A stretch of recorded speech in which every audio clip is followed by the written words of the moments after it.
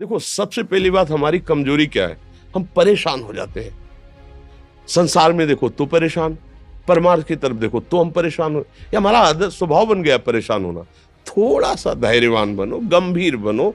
कोई इस भारी से भारी विपत्ति में परेशानी स्वीकार करके विपत्ति से थोड़ी निकला जाता। सुलझो, ठीक है, ये विपत्ति आई, समस्या आई, इसका समाधान होगा। ऐसा थोड़ी कि हमें नष्ट कर देगी। अगर अभी हमारी बड़ी हानि हो जाती है, हम कल इससे बड़ा लाभ प्राप्त कर सकते हैं। हमको एकदम बिल्कुल गंभीर रहना है, इतने कमजोर नहीं बन जाना। अब वो गए तो क्या होगा, अब वो वस्तु गई तो क्या, पद गया तो क्या होगा।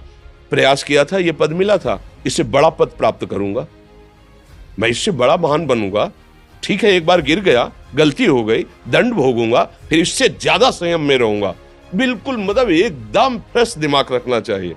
पर अपने लोग क्या है, जरा सी बात में एकदम पछड़ा कर लेते हैं, एकदम कमजोर हो जाते हैं। ये बिल्कुल ठीक नहीं है। हम जीवन भर की यात्रा की बात कह रहे हैं, भारी से भारी कष्ट में भी मुस्कुराना, तो हमें बल मिला है, हमें भगवान की कृपा का दर्शन हुआ है, हमें उनका दुलार दिखाई दिया है। अगर ऐसे तो भाग जाते, फिर परमार्थ में थोड़ी चलना होता है। आज जो आप सुन करके लाभ लेने की चेष्टा कर रहे हो ना, ये केवल प्रवचन नहीं है, ये जीवन है। अगर ये जिए ना होते ना, तो ये इसका प्रभाव नहीं पड़ता, फिर वाणी का प्रभाव नहीं पड़ता। हम इसीलिए कहते हैं, जैसे आप लोग एकदम परेशान हो जाते हैं जब बोलो, क्या हमसे ज्यादा परेशानी होगी? दोनों किडनी खराब, दवाई लाने के लिए पैसे नहीं, पानी रखा है हम उठ के पी नहीं सकते, भीषण शरीर में कष्ट, भीषण बुखार, क्योंकि किडनी फेल, जरा में बुखार, खाने को क्या, रोटी मांग के लाओ। अगर वहां सब्जी मिलती है तो लाल मिर्च ऐसी पड़ के मिलती थी कि वो पा नहीं सकते थे। आप सोचो, पानी लाना है तो मुझे लाना है, पीना है तो मुझे पीना है। अगर मैं हारता तो कहां पहुंच जाता, क्या स्थिति होती? नहीं, मरना है, पर कदम पीछे। कोई दिन ऐसा नहीं जिस दिन सेवा ना की हो, जिस दिन सेवा ना गए हो। गुरु जी की सेवा में जाना है, पहले अपने को स्वस्थ साबित करना है, नहीं वो सेवा नहीं लेंगे। तुम बीमार हो, तुम कष्ट में हो, ऐसे उनकी दृष्टि परेशान थे, उनकी सेवा की, आके लेट गए। फिर हिम्मत की, अपनी श्री जी की सेवा की, मधुकरी नहीं गए, 3-3 4-4 दिन भोजन नहीं गए, पर सेवा नहीं छोड़ा, दिनचर्या नहीं छोड़ी। और उसका प्रधान कारण संयम, ब्रह्मचर्य, भगवत आश्रय, नाम जप, कभी हारने नहीं दिया। अभी भी थोड़ी देर बाद डायलिसिस शुरू होगा, हारने, आपको हारे हुए नजर आ रहे हैं। शरीर में पीड़ा है, किडनी फेल है, ऐसा तो हम स्वस्थ बैठे हैं, पीड़ा है, बार बार प्यास लगती है, थोड़ा थोड़ा पानी मिलता है, लेकिन हम आनंदित हैं, हम प्रसन्न हैं। हम लड़ाई में हारे नहीं हैं, ना हारेंगे, हम जीत चुके हैं। हम अपने मालिक के भरोसे में अपना सब बात, तो वो ये हम अपनी बड़ाई नहीं बता रहे, हम आपको बता रहे समस्या। सोचो, तुम्हारे पास तो माँ है, भाई है, बहन है, परिवार है, कोई ना कोई तो है ना। मेरा किसी ने कभी जीवन में ध्यान भी नहीं दिया। क्यों? बचपन से बाबा जी बन गए, किसी से प्यार नहीं, किसी से संबंध नहीं, कोई जानकारी नहीं, हम कहाँ हैं, वो कहाँ है, किसी से कोई मतलब नहीं। अच्छा, जवान साधु कौन श्रद्धा करे? कभी गांव जाने की हिम्मत नहीं पड़ती कि रोटी मांग ले, पता नहीं लोग क्या सोचेंगे, क्या भावना कर ले। हम दरवाजे पे खड़े हैं, क्या कैसी भाव, जो हमारे सामने आकाश वृत्ति से आया यौवन अवस्था में, वही पाया, अन्यथा भूखे रह गए।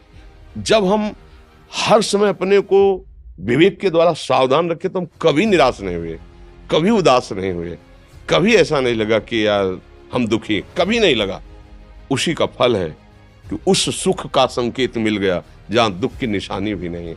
वही उसी के बच्चे हो, हम सब उसी धातु से बने हुए हैं। हम इतना क्यों परेशान हो जाते हैं? हम ये देखते हैं, अपने लोग थोड़ी बात बिगड़ गई परेशान, नहीं बिगड़ी तो बिगड़ जाने की संभावना में परेशान है। आज सुख है, लेकिन कल सुख छिन जाएगा तो हम आज के सुख में सुखी ना होकर कल के दुख की आने की संभावना में हम भयभीत हो। मतलब क्या हमारी सोच रह गई?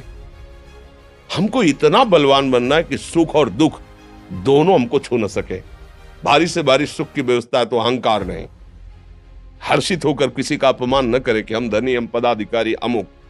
भारी से भारी दुख आया तो हमें किसी के सहयोग की जरूरत नहीं, हम फिर अपने कदम बढ़ाएंगे, हम फिर जुड़ी हुई अपनी भावनाओं को सजाएंगे। मस्त जीवन, एकदम तुम अविनाशी के बच्चे हो। शेर का बच्चा भेड़ों के बीच में फंसकर म्यों म्यों बोल रहा है, बस अगर दहाड़ना सीख जाए तो कोई भी उसे परास्त नहीं कर सकता। ऐसे भगवद अंश, तू प्रपंच में फंसकर अपने को इतना दीन क्यों देख रहा है? तू ऐसा है कि भगवान के दिव्यास्त्र में भी ताकत नहीं तेरे को मार सके। तू अविनाशी का अविनाशी बच्चा है।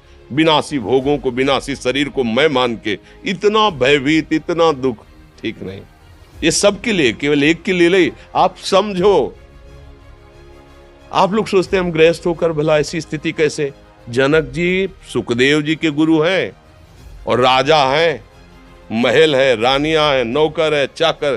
क्या सुखदेव जी जिनके शरीर में लंगोटी भी नहीं है, दिगंबर, परमहंस के गुरु हैं जनक जी जो राजा हैं। समझो, आप ऐसा ना सोचे कि हम नौकरी कर रहे हैं, हम संसार में, हम गृहस्थ हैं, हम आध्यात्मिक की ऊंचाई पर नहीं चढ़ सकते। नहीं, आप एक सरकारी नौकरी या आप किसानी या व्यापार करते हुए आप एक अध्यात्म की ऊंचाई में चढ़ सकते हैं। और अध्यात्म ही है जो तुम्हें इस माया के दुख सुख से ऊपर उठा सकता है। दूसरा, चाहे जितनी संपत्ति आ जाए, आप सुखी नहीं हो सकते।